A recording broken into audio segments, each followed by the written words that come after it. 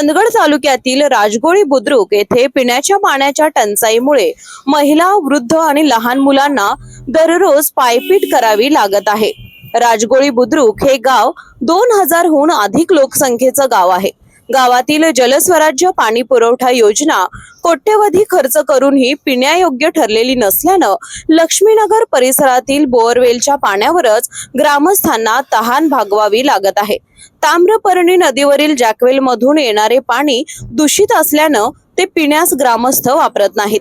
यामुळे पाणी आणण्यासाठी महिलांच्या डोक्यावर घागरी तर मुलांकडून सायकल आणि हातगाडीचा वापर केला जातोय।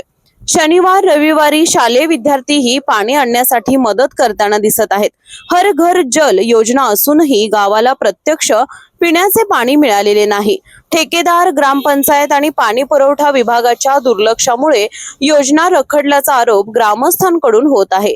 योजना तातडीने मार्गी लावून स्वच्छ पाणी उपलब्ध करावे अशी मागणी ग्रामस्थांनी केली आहे। जनप्रवास लाईव्ह साठी चंदगडहून विजय कुमार कांबळे।